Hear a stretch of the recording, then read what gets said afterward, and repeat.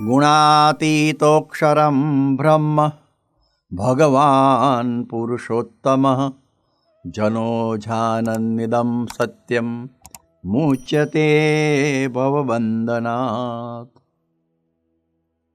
अपनी भारतीय वैदिक की सनातन संस्कृति में व्रत, पर्व और त्योहारों का बहुत बहुत महिमा की गई है। और उसमें ये एकादशी है, ये वो व्रत माना जाता है। और ये एकादशी का एकादशी की महिमा तो बहुत ही है, लेकिन आपने समझे कि हर वर्ष में 24 एकादशी आती है। जब अधिक मास होता है तब उस समय में 2 बढ़ती है और उनके अलग अलग देव भगवान होते हैं, देवता होते हैं, जैसे केशव, जनार्दन, मधुसूदन इत्यादि अलग अलग भगवान के स्वरूप, जिसको मूर्तियाँ कहते हैं, एकादशी की केशवादिक मूर्तियाँ।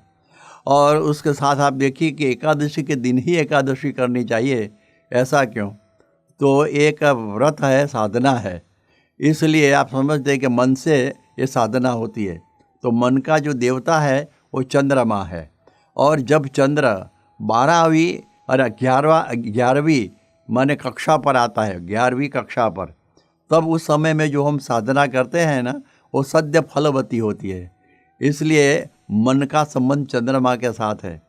आपको भी मालूम होगा कि जिसका चित्त भ्रम होता है, जिसका जरा पागलपन जैसा होता है, वो जो पूर्णिमा के दिन उसका पागलपन बढ़ जाता है। इसलिए वो चंद्र को लूना बोलते हैं और ऐसे लोगों को ल्यूनेटिक बोलते हैं। माने ये उसका एक आधार है। इसलिए एकादशी के दिन ही एकादशी करनी चाहिए, एक इसका महिमा है। हमारे सद्गुरु जो ब्रह्मानंद स्वामी, उन्होंने एकादशी की महिमा गाई है अपने पद में। कोटि गौ के रुदान करे पण नावे तो ले नालावनी, आज एकादशी उत्सवनी, उत्सवनी प्यारी केशवनी, आज एकादशी उत्सवनी। ये गुजराती में है, उनका अनुवाद ऐसे है कि आप करोड़ों गौओं का ध्यान करो, लेकिन एकादशी के व्रत के तुल्य वो जरा इसका लव जैसा तुल्य पुण्य भी हमें प्राप्त नहीं होता है। और ये एकादशी है उत्सव की, और आगे बताते हैं कि प्यारी केशव की। केशव माने अपने गुरु केशव जीवनदास महंत स्वामी महाराज, उनको एकादशी का व्रत बहुत प्रिय है और सबको इस एकादशी की महिमा कह के ये व्रत में ये जोड़ते रहते हैं। तो आप देखिए कि इतना महिमा है। आप ऐसे कीजिए कि 1000 अश्वमेध यज्ञ कीजिए और 100 राजसूय यज्ञ कीजिए, और उनका जो पुण्य हो, उनका 16 भाव का भी जो पुण्य है ना, एकादशी से बढ़ता नहीं है। तो एकादशी का इतना बड़ा पुण्य हम कहाँ यज्ञ करने जाने वाले हैं, लेकिन इतना बड़ा पुण्य बताया गया है। इसलिए भगवान स्वामीनारायण ने अपने सब अनुयायियों को, जो समय में जो माने किसान थे, काठी दरबार थे और दूसरे भी थे, और सबको एकादशी की महिमा कह के उसमें उन्होंने जोड़े थे। कोई को किसी को भूखा रहने की आदत नहीं होती है, लेकिन स्वामीनारायण भगवान ने बहुत आग्रहपूर्वक ये एकादशी का व्रत किया। अब हमें एक प्रश्न होता है कि एकादशी शुरू कब से हुई है? तो ब्रह्म वैवर्त पुराण में एक कथा आती है कि चंद्रावती नाम की नगरी थी, और उसमें नाड़ी झंग का एक पुत्र जिसका नाम था मूर, वो राज्य करता था। उसको ऐसा लगा कि मैं तप करूं और ब्रह्मा जी जैसा वरदान प्राप्त करूं कि मैं किसी से मरूं नहीं, जो माता पिता से जो उत्पन्न हुई कोई संतान से। और ब्रह्मा प्रसन्न हो गए और ऐसा वर दे दिया। और उसने सोचा कि अब तो मैं भगवान को ही पकड़ूं, और क्योंकि वो भी माता पिता से ही उत्पन्न होते हैं, पृथ्वी पर आते हैं, तो और फिर मैं ही भगवान जैसा हो जाऊं। तो उस समय में भगवान की तलाश की और उनके साथ युद्ध शुरू किया। 5000 वर्ष तक युद्ध चला, और उस समय में भगवान ने सोचा कि ये तो मेरे से जीता नहीं जाएगा, तो अब क्या किया जाए। तो भगवान ने एक उपाय, एक युक्ति ऐसे की, वो रण छोड़ के चले गए और उसके पीछे ये भी चला दौड़ा। पकड़ने के लिए। और वो चंद्रावती से चले तो कैलाश तक पहुंच गए, और कैलाश में एक सिंहवती गुफा थी, और उसका मुख छोटा था, अंदर 12 योजन की थी। उसमें थके थे इसलिए एक चट्टान थी पत्थर की, उस पर लेट गए। और उस समय में ये सोए तो कैसे सोए, 10 इंद्रियां और 11वां मन अपने अंतर सन्मुख करके सोए थे, जिसको योग निद्रा बोलते हैं। और ऐसे वो सो गए, और उस समय में वो क्या हुआ कि 10 इंद्रियों 11वां मन, उसके तेज में से एक अति स्वरूपवती कन्या उत्पन्न हो गई। देखो, माता पिता से नहीं उत्पन्न हुई थी, ऐसे ही उत्पन्न हुई थी, और वो वहाँ उत्पन्न हो गई, खड़क धारिणी थी। और उस समय में वो आधम का जो मूर दानव, और उसने सोचा कि भगवान तो मेरा शिकार तो ऐसे ही सोया है, उसको तो मैं भी मार दूंगा, लेकिन अति स्वरूपवती कन्या है, इनके साथ मैं पहले शादी कर लूँ। उसने बोला कि मुझे तेरे साथ शादी करनी है। उसने बोला कोई यार जानी, मैं तैयार हूँ, लेकिन एक मेरी शर्त है। कि क्या शर्त है, जल्दी बता दे, फ़ौरन बता दे। तो वो बोलता है कि युद्ध में मेरे साथ जो जीतेगा उसके साथ मैं शादी करूँगी। बोलो मैं तैयार हूँ। हमारा योगी जी महाराज बोलते थे, मूर्ख को ऐसा मालूम नहीं हुआ ये कहीं दंगल नहीं है कि उसमें एक ऐसा हो जाए तो जीत गया और दूसरा गिर गया तो हार गया, और उसके छिना पर बैठ गया कोई, और एक दूसरा जीत गया। उसमें किसी को मारते नहीं है दंगल में, ऐसा होता है। ये तो युद्ध था, और उसमें तो कन्या का कभी वो मरना होता और कभी अपना का मरना होता, तो फिर शादी किसके साथ होगी। जब मोह व्याप्त हो जाता है ना, तो विवेक खलास हो जाता है। वो मालूम नहीं हुआ और युद्ध शुरू हो गया, और खड़क से कन्या ने वो मूर्दानव का मस्तक माने छेद दिया, काट दिया, और उससे भगवान का नाम मुरारी हुआ। उससे मुरारी ये नाम उन्होंने प्राप्त हो, क्योंकि ये तो भगवान की शक्ति थी ना, इसलिए ऐसा हुआ। और फिर भगवान उठे और प्रसन्न हुए, और कन्या से एकादशी से अरे कन्या से कहा कि मेरे पास वरदान मांग। तो उसने बोला मैं आपके एकादश इंद्रियों के तेज से उत्पन्न हुई हूँ, इसलिए मेरा नाम है एकादशी, इसलिए आपके श्रीअंग में मुझे स्थान दे दीजिए अभी। उन्होंने बताया देखो, चरण में तो तुलसी जी है, और गरुड़ जी भी है, 4 भुजा में शंख चक्र गदा पद्म है, और हृदय में लक्ष्मी जी है, स्थान कहाँ है, कहाँ रखूँ तुझे। फिर भगवान ने सोचकर अपनी आँखों में एकादशी को स्थान दिया। आँख है जागृति की निशानी है, जिसको होश बोलते हैं, जिसको अवेयरनेस बोलते हैं। और इस एकादशी ने इतने से जो रुक गई हो तो अच्छा होता, लेकिन आगे उसने मांग लिया कि भगवान मेरी एक दूसरी भी विनंती कि मेरे व्रत के दिन जो लोग सब ये व्रत करे और अन्न आहार प्राण को न दे। और तब से एकादशी का व्रत शुरू हो गया। ये तो हुई पौराणिक की कथा।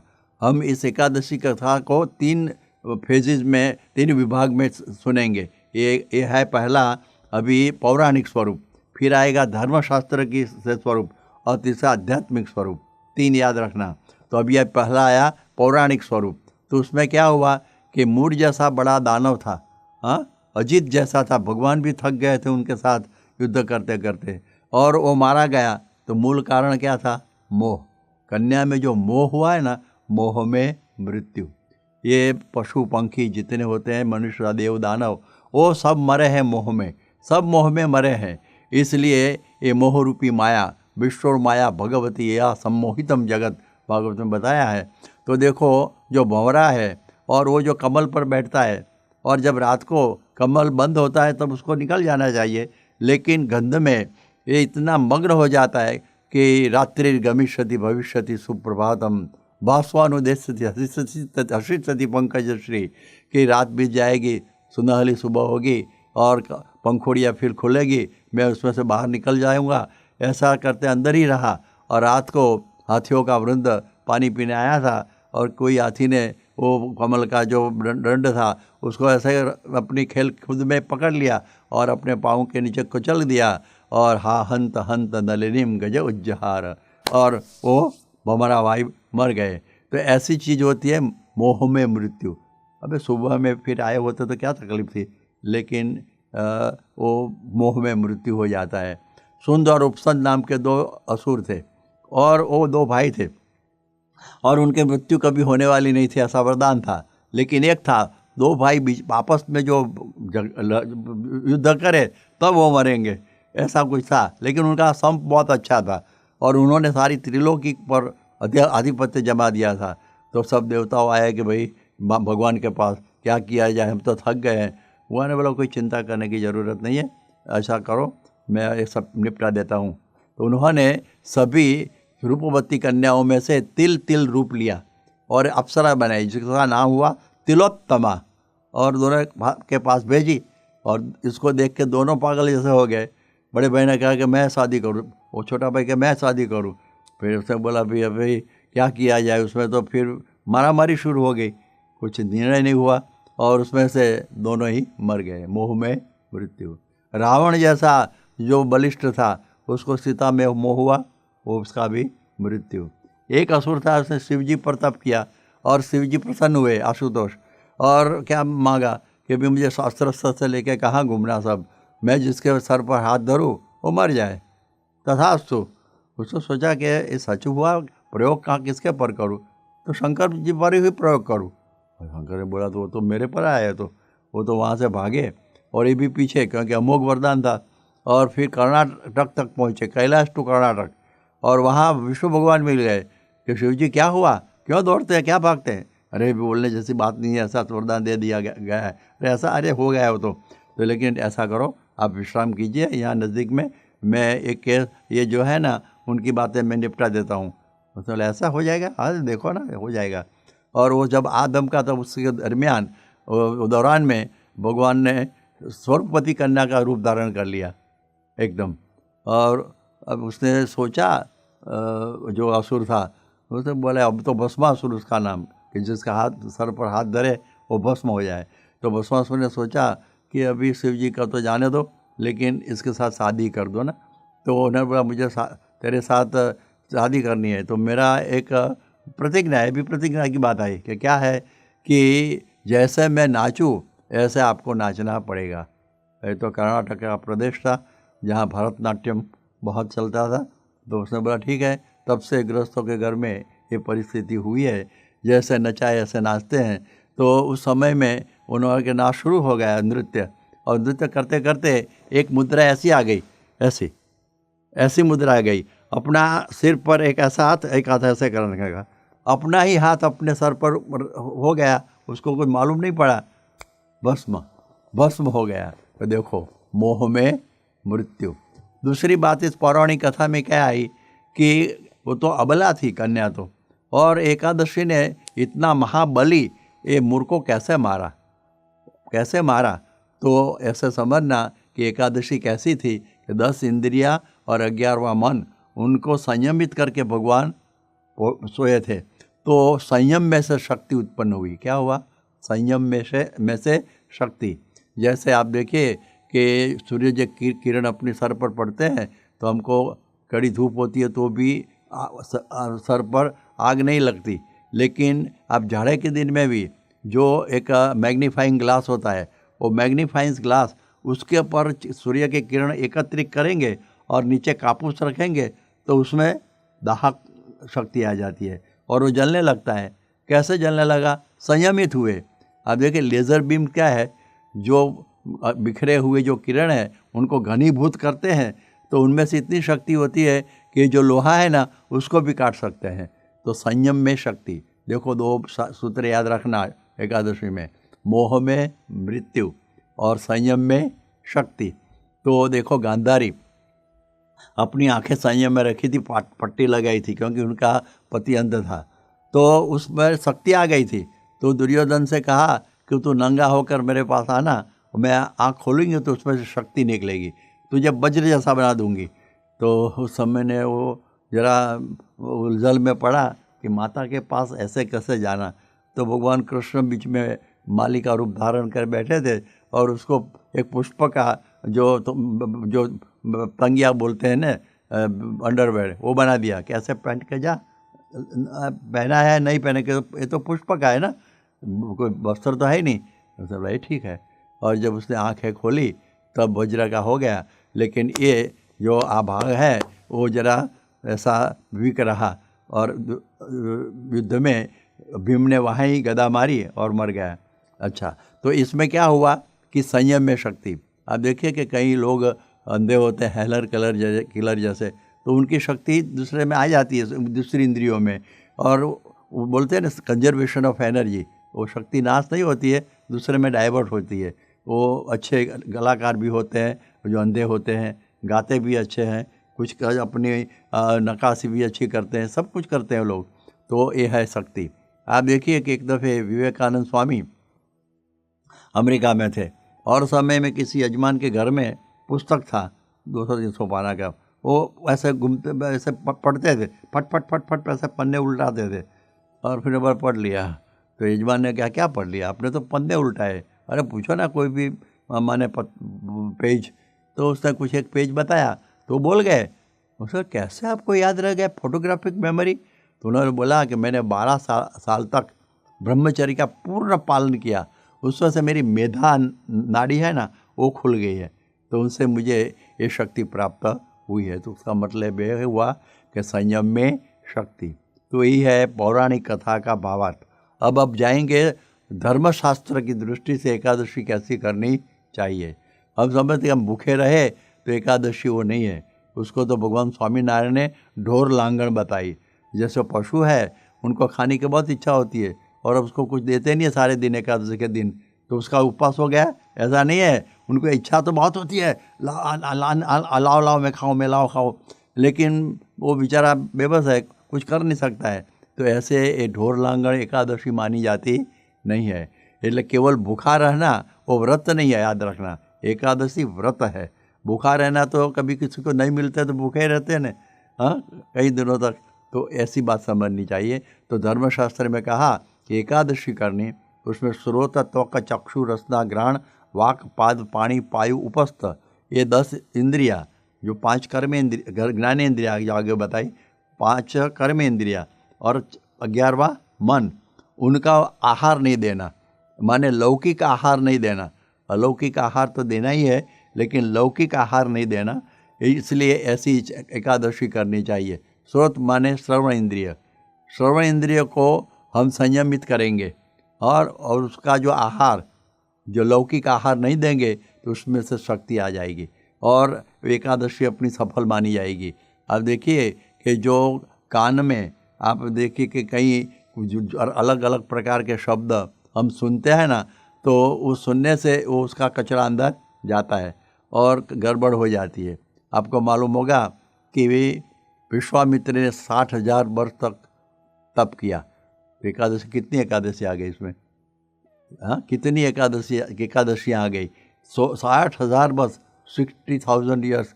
और फिर क्या हुआ कि मेनका उनके आश्रम में आई और नाचने लगी।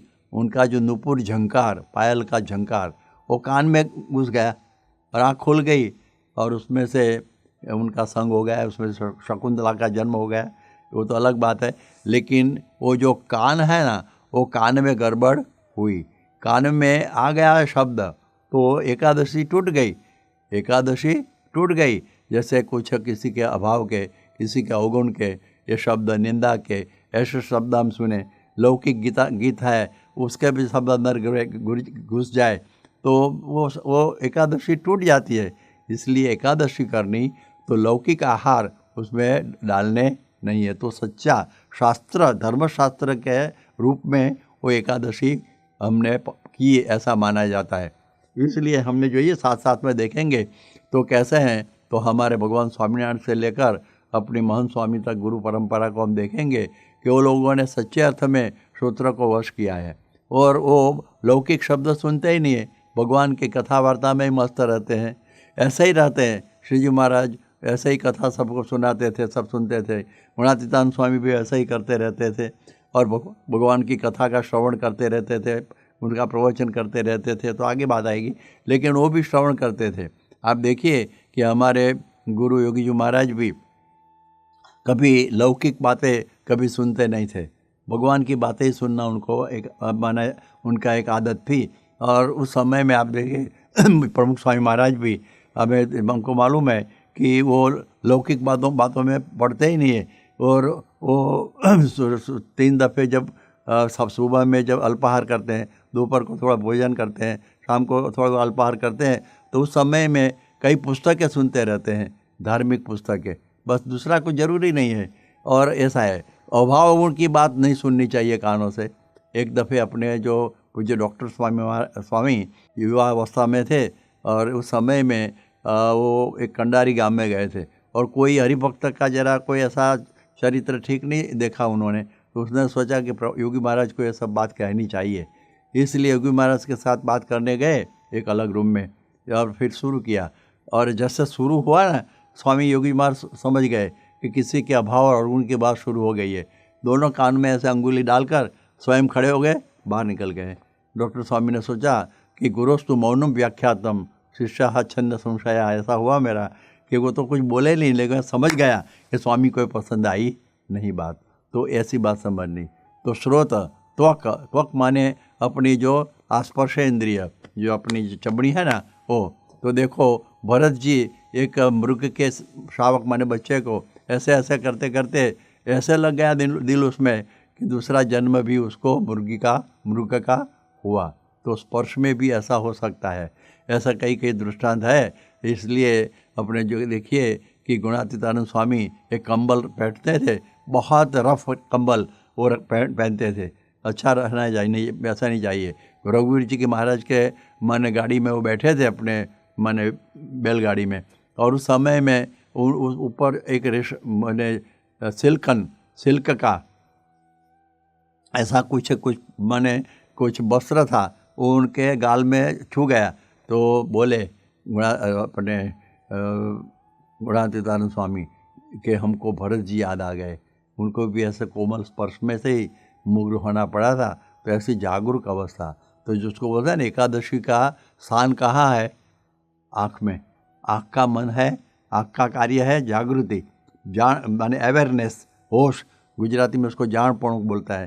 तो वो ख्याल आ गया। तो एकादशी देखो यहाँ बैठी बैठी कहते देखो ये जरा ख्याल रखना, कहीं ऐसे हमें अपना मन चलाना, अपनी इंद्रिय न चली जाए। अभी तो इंद्रिय की बात होती है, तो ये ख्याल रखते हैं, इसलिए जागृति है।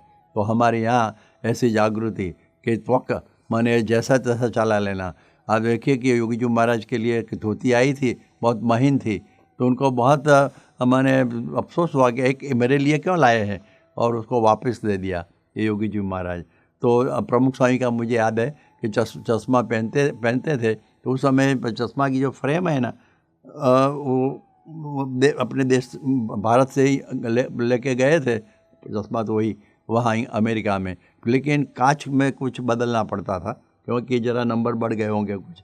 तो उस समय ऑप्टिशियन के वहाँ गए और उसने देखा देखो मैं कांच भी बदल दूँ, अच्छी फ्रेम भी आपको दे दूँ। तो प्रमुख स्वामी महाराज ने बताया कि भाई देखने का फ्रेम में से है या कांच में से है। मुझे तो कांच में से ही होता है ना, तो ये मेरी भारत की फ्रेम है ना, वहाँ उसमें एक नए कांच फिट कर दो।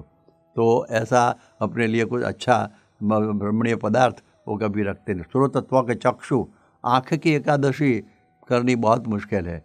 आँख को नियम में रखना, वो तो देखो मैं अभी बहुत लंबा नहीं करूँगा, लेकिन पराशर उन्होंने सत्यवती को देखा मत्स्यगंधा में, वो भी पागल हो गए। सौभरी उसने मत्स्य मैथुन देखा, शादी करने की इच्छा हो गई। अब देखो कि जो बृहस्पति अपने भाई की पत्नी के साथ व्यभिचार कर दिया। अब ब्रह्मा जी अपनी पुत्री उनके साथ उनको भी माने ऐसा व्यभिचार करने का मन हो गया, ऐसा हो गया है। रूप में सब आसक्त हो जाते हैं, रूप में बहुत लोग आसक्त हो जाते हैं। इसलिए समझना चाहिए कि ये अपनी आँख को एकादशी करानी, आँख को एकादशी करानी कि जाने मात समान पर नार ने रे, गणे तुच्छ सरीखो संसार ने रे, कोड़े कोड़े एकादशी कीजिए रे, ये व्रत जावा नव दीजिए रे।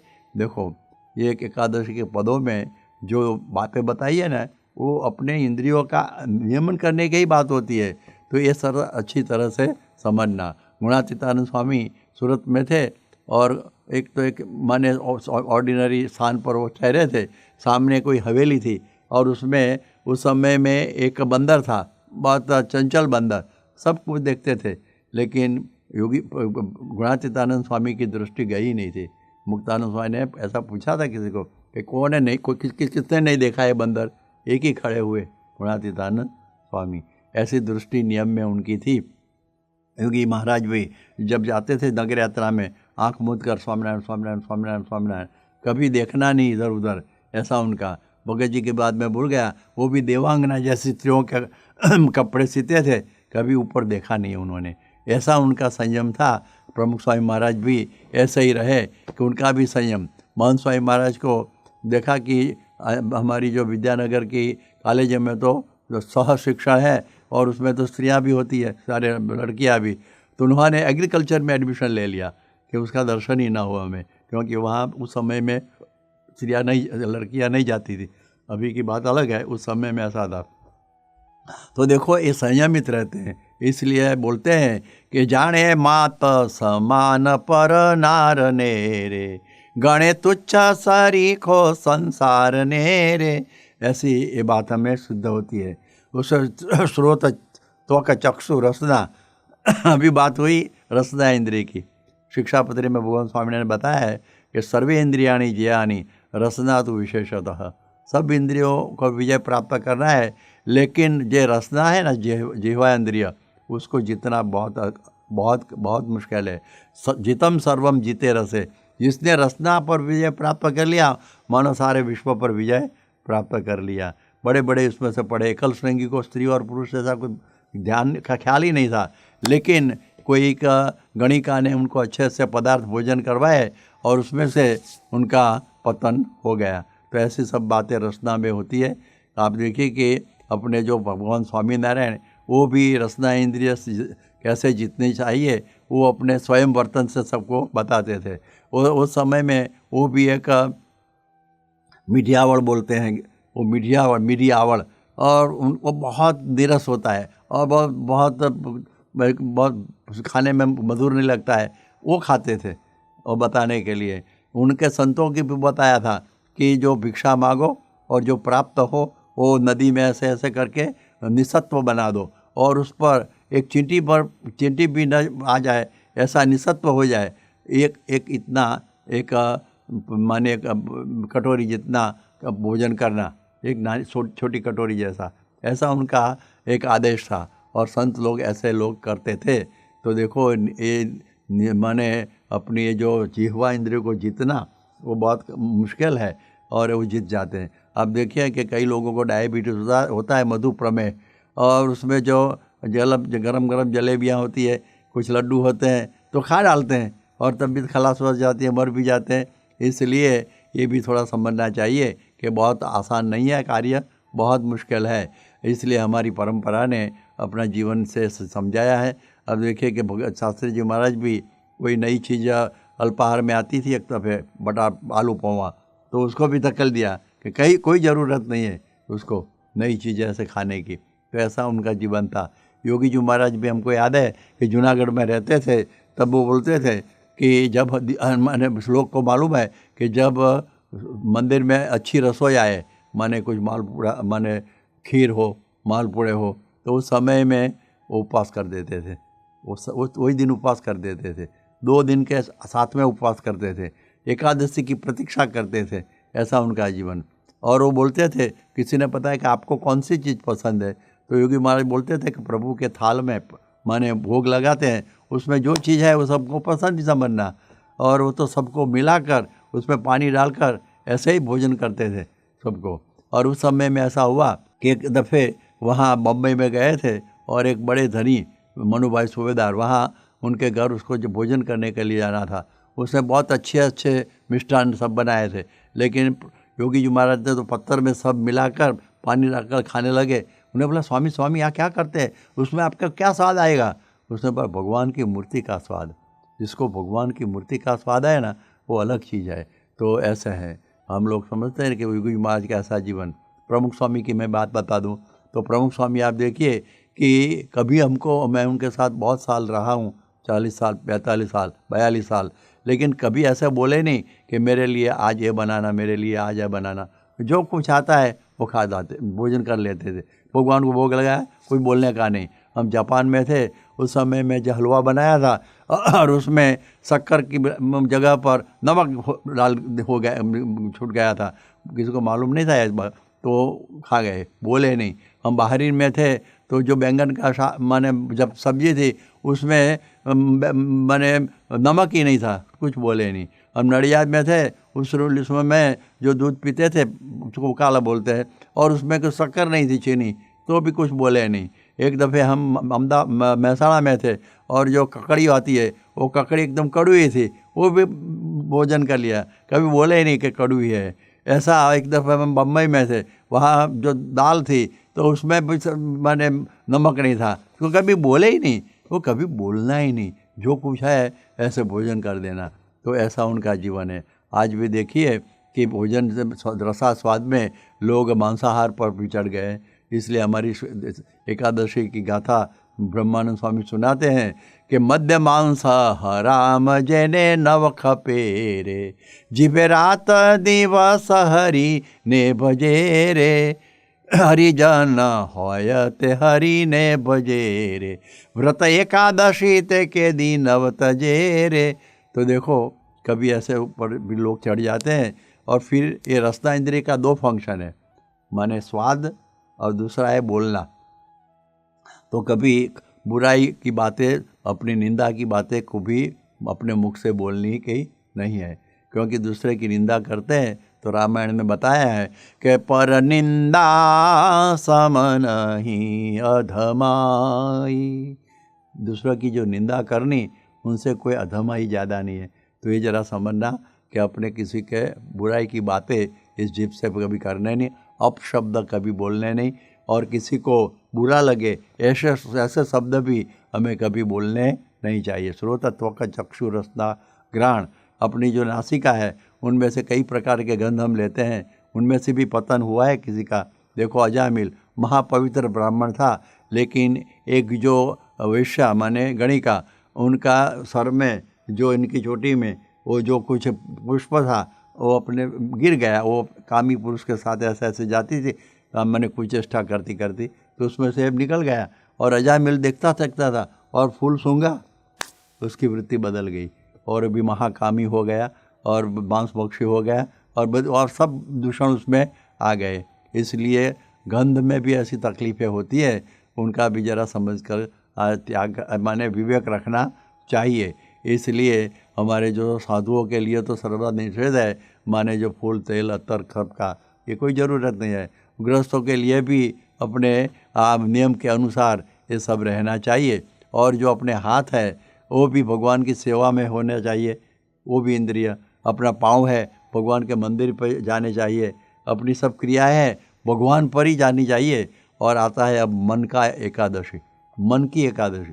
कई लोग बोलते हैं ना, एक हाँ मैं चक्षु की बात एक बार भूल गया याद करूं कि एक दफ़े एक लड़का ने कहा मैंने तो एकादशी का व्रत बरोबर किया, क्योंकि निर्जला किया। पहले एकादशी निर्जला भी होते, माने पानी के भी नहीं किए होती, और फरार के साथ, हाँ 3। फिर एक तो आप देखो जागरण 12 बजे तक, हाँ वो भी एकादशी है। तो उसने बोला कि मैंने तो सारी रात जागरण कर दिया और निर्जल एकादशी की थी, कैसे हुआ? तो मैं वीडियो फिल्म लेके आया था, सब रात सारी रात देखता रहा, भोजन कर लिया तो अच्छा होता, ये तो पूरा कचरा भर दिया। इसलिए एकादशी जब हम ब्रेड खाते हैं तो हमारी एकादशी टूट गई, लेकिन ये टूटी नहीं तो क्या हुआ, तो ये भी समझना चाहिए। अभी मन में काम क्रोधादिक जो संकल्प है वो नहीं करने चाहिए। मन की एकादशी, मन को एकादशी करानी चाहिए ना, मन को। हाँ, तो उस समय में आप देखिए कि मन में कितने बुरे संकल्प होते हैं। आपने कल बोला कि भाई सुरा खाचर वो जसदण में गए थे और रात को एक उल्टा स्त्री भेजी, तब तुरंत उन्होंने अपनी तलवार निकाली, नज़दीक आई तो खबर काट दूंगा। एकादशी की थी उसने। ऐसे संग्राम जो था, और उनको बीच में चांदी का गहना मिला, उस पर धूल लगा दी, एकादशी की थी। आप समझते कि एकादशी के दिन ही इतना करने का, दूसरे सारे दिनों में क्या सब कुछ कर सकते हैं? ऐसा नहीं है। भगवान स्वामीनारायण ने गढ़ा प्रथम 38 के वचना में बताया कि 10 इंद्रियों और 11वां मन का जो संयम करना, और जो एकादशी है वो व्रत निरंतर करना। और जो 15 दिन में जो एकादशी आती है उस दिन प्राण को अन्न का आहार नहीं देना, प्राण को अन्न का आहार नहीं देना, बाकी तो ये तो 12 महीना की एकादशी मैंने अभी तक जो वर्णन किया हो, तो ये धर्मशास्त्र की दृष्टि से एकादशी हुई ऐसा समझना। अब जो अंत में आती है वो एकादशी है आध्यात्मिक एकादशी। आध्यात्मिक एकादशी बहुत अलग प्रकार की है, जो भगवान स्वामीनारायण ने घटड़ा मध्य प्रकरण के 8वें वचनामृत में ये एकादशी की जब बातें बताई है, उसमें अंत में बताते हैं कि एकादशी के दिन योग यज्ञ और ज्ञान यज्ञ करते रहना। योग यज्ञ माने क्या? 10 इंद्रिया और 11 जो मन, 11वां मन है, 11वां, उसको ब्रह्म अग्नि में उसका होम करना। तो ब्रह्म अग्नि कौन है? ब्रह्म अग्नि माने तो सत्पुरुष है, ब्रह्म स्वरूप, वही ब्रह्म अग्नि है। और होम करना क्या है? होम करने की बात ऐसे समझनी चाहिए कि जैसे गांधी जी के समय में स्वदेशी की मूवमेंट थी और उस समय में कहा कि विदेशी वस्त्र, विदेशी नौकरियां नहीं करनी चाहिए। तो गांधी जी को प्रसन्न करने के लिए और देश की आज़ादी के लिए कई लोगों ने सब त्याग कर दिया था। इसलिए अपने जो भगवान और अपने जो गुरु है, उनकी जो जिसमें प्रसन्नता हो वो करेंगे हम, तो समझेंगे हमने ये योग यज्ञ अपना जो इंद्रिय है ना, उसमें होम किया, उसमें होम नहीं किया। जैसे बोलते हैं स्वामी कि भी माने चलचित्र नहीं देखने चाहिए, माने इंटरनेट में जो जो जो फिल्में आती हैं जो अपने संस्कार के लिए हानिकारक है, वो नहीं देखनी चाहिए। बाहर की बाजारी चीज़ें हैं, हमें नहीं खानी चाहिए। तो ये सब हमको बताते हैं और हम पालन करें तो ये होम ही हुआ ना, छोड़ दिया, मैंने होम किया। होम में जो डालते हैं वो फिर वापस लेने का नहीं होता है, स्वाहा स्वाहा स्वाहा। तो फिर ये इंटरनेट स्वाहा, ये अपने बुरे चित्र है वो स्वाहा, पोर्नोग्राफी स्वाहा, बाह्य बाजारू चीज़ें हैं स्वाहा। तो ये है यज्ञ, योग यज्ञ, तो योग यज्ञ उसको माना जाता है। और दूसरा आता है ज्ञान यज्ञ। ज्ञान यज्ञ का अर्थ यह है कि हमें भगवान की कथा वार्ता कीर्तन करते रहना अपने जब समय के अनुकूलता के मुताबिक, वो है ज्ञान यज्ञ। और ज्ञान यज्ञ और योग यज्ञ हमेशा करते रहना। और फिर क्या होता है कि ज्ञान यज्ञ और योग यज्ञ करते रहेंगे तो उसमें से क्या फ़ायदा होता है? तो ऐसे बोले जाता है कि यज्ञ का फल क्या है? जब हम यज्ञ की पूर्णा होती है तब यज्ञ नारायण स्वयं प्रकट होकर ये आहुति अपने हाथों से ग्रहण करते हैं, माने श्रीफल को, तो वो प्रकट होते हैं। ऐसे जब हम ज्ञान यज्ञ और योग यज्ञ करते करते करते ऐसा होता है कि कब यज्ञ की पूर्णाहुति होगी? तो जब अपना स्वरूप जो ब्रह्म, उसमें पर ब्रह्म प्रकट हो जाए, समझना एकादशी का व्रत पूर्ण हो गया। लोग उस एकादशी का व्रत करते हैं, फिर उद्यापन करते हैं। उद्यापन माने पूरा हुआ हमारा, हम छूटे उसमें से, ऐसा नहीं है। जब तक हम ब्रह्मरूप न हो तब तक एकादशी चालू रहेगी। ऐसे एकादशी बंद नहीं होगी, वो हमेशा चल ऐसा ही रहेगी। इसलिए एकादशी का जो व्रत है वो साधना है, ये अपने लिए भगवान की प्राप्त करने के लिए। तो उसमें ये बात हुई कि एकादशी का व्रत के लिए हमारे ब्रह्मानंद स्वामी बोलते हैं कि सुफल फली हूँ तो हरि ने मળી, आज एकादशी सुफल फली। सुफल कैसे हुई एकादशी? जब हमको भगवान प्राप्त हो, भगवान प्राप्त हुए तो समझना कि एकादशी का व्रत पूर्ण हो गया। तो एकादशी का व्रत ऐसे पूर्ण होता है जैसे हमने उद्यापन कर दिया पूरा हो गया, ऐसा नहीं है। इसलिए हमने सब मैंने बातें सुनी, उसमें से हमने देखा कि एकादशी का व्रत तो हम सब करते हैं, लेकिन जो अच्छी तरह से पूरे ढंग से किसी ने किया हो तो हमारी गुरु परंपराओं ने ये व्रत को अच्छी तरह से किया है कि अपनी 10 इंद्रिय और 11वां मन उनको संयम में रखकर, जैसे गीता में बताया कि तानि सर्वाणि संयम्य युक्त आसीत मत्परः वशे ही यस्य इंद्रियाणि तस्य प्रज्ञा प्रतिष्ठिता। तो 10 इंद्रियों और 11वां मन, ये हमारी गुरु परंपरा ने माने अपने नियम में किया है। और उसमें बोला है ना कि संयम में से शक्ति उत्पन्न होती है। तो ये क्या शक्ति? पुरुषोत्तम नारायण की शक्ति, माने पुरुषोत्तम नारायण स्वयं ये इसमें प्रकट रहते हैं। तो आज हमारे मोहन स्वामी महाराज है, पूर्व में कहीं ने उनके दर्शन किए, ऐसे प्रमुख स्वामी थे, तो उन्होंने अच्छी तरह से शास्त्रीय ढंग से एकादशी जीवन में की है। तो उनमें ये तो सिद्ध पुरुष है, लेकिन बताने के लिए बताते हैं कि उनमें भगवान अखंड प्रकट रहते हैं। तो पूरा अच्छा व्रत तो उन्होंने किया है। हम तो अभी ये जब सुना जब एकादशी का व्रत, तो आपको क्या मालूम होगा कि हमारी एकादशी की क्वालिटी बदल जाएगी। हम संगे भूखे रहे और रात को 12 बजे तक जागे, इतने से एकादशी का व्रत पूर्ण नहीं होता है। पौराणिक दृष्टि से संयम में से शक्ति, मोह में मृत्यु, मुझे धर्मशास्त्र की दृष्टि से जैसे बातें बताई है, 10 इंद्रियों 11वां मन का संयम, और अंत में जो अपना स्वरूप, जो भगवान गुरु है अपना, वो साक्षात अपना स्वरूप है, और उसमें भगवान का दर्शन हो जाए, माने महंत स्वामी ना दिखाई पड़े, अंत में भगवान स्वामीनारायण ही दिखाई पड़े हमें, तो समझना कि एकादशी एकदम पूर्ण हो गई। तो वो सफल किसको हुई है? सफल हुई है प्रमुख स्वामी को, महंत स्वामी को और अपनी परंपरा को। तो हम भी ऐसे प्रार्थना करेंगे कि जैसे वो लोगों को ये एकादशी सफल हुई है, ऐसे हमें भी ये एकादशी सफल हो जाए। आगे अंत में बताता हूँ कि केवल उन्होंने एकादशी अपने लिए की नहीं है, कई लोगों को ऐसी एकादशी करवाई है। मैं एक दृष्टांत से समापन करूँगा कि एक दफ़े ऐसा हुआ कि एक महात्मा बैठे थे और उसके सामने से एक जो लंगड़ा बोलते हैं, हाँ, वो माने लेम माने लंगड़ा, वो वहाँ से निकलता था। और उस समय में भगवान उसको दया आई कि बेचारा बहुत दिव्यांग है, विकलांग है, उस पर ऐसा हाथ किया, उसका पाँव अच्छा हो गया, दौड़ने लगा। फिर एक अंधा निकला तो उनके आँख पर ऐसा किया, देखने लग गया। एक मुर्दा जाता था, कुर्सी ले जाते थे स्मशान में, अरे के ठहरो, उसके ऊपर हाथ धरा, वो खड़ा हो गया। हो महात्मा की जय, महात्मा की जय, ऐसा होने लगा। और फिर थोड़े दिन हुए तब जो लंगड़ा था वो बहुत जोश से जाता था। उस समय महात्मा ने रोका, भाई मुझे देखा नहीं? हाँ गुरु जी तो जरा आभार तो प्रदर्शित करना चाहिए ना, ऐसे दौड़ता है, मैंने तुमको पाँव दिया, कहाँ जाता है? हाँ मैं एक नृत्य देखने जाता हूँ।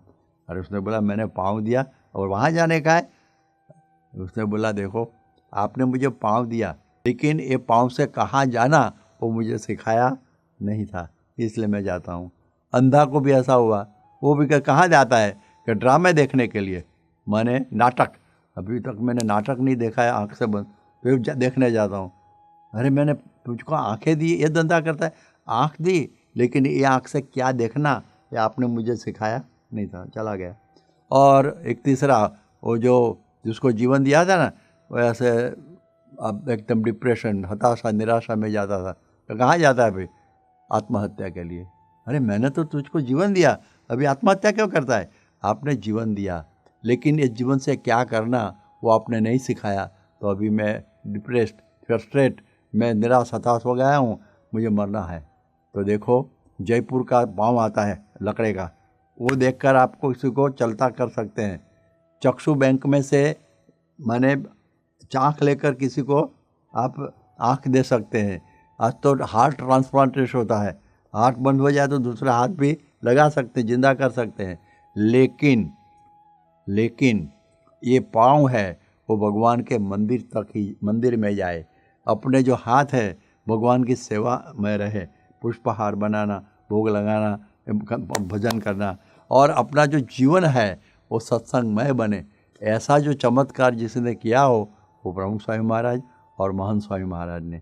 तो देखो एकादशी के स्वरूप है, अपने आँख, अपने पाँव, अपना जीवन सभी भगवान की ही सेवा में लगे रहे। तो ऐसी एकादशी उन्होंने की है और करवाई भी है।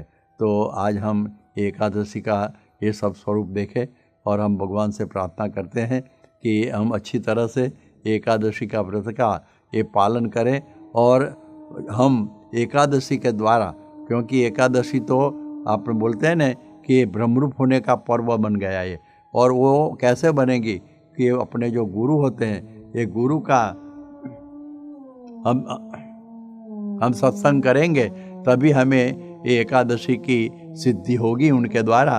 तो हमारे लिए ऐसा प्रसंग जीवन में बन जाए कि जैसे हम ऐसे ही ये ब्रह्मरूप होकर पर ब्रह्म को हृदय में हम प्रकट कर दें, ऐसा एकादशी का व्रत हमें सिद्ध हो जाए। स्वामीनारायण भगवान की जय। આવી વધુ કથા સાંભળવા શ્રવણમાલા ચેનલને સબસ્ક્રાઇબ કરો.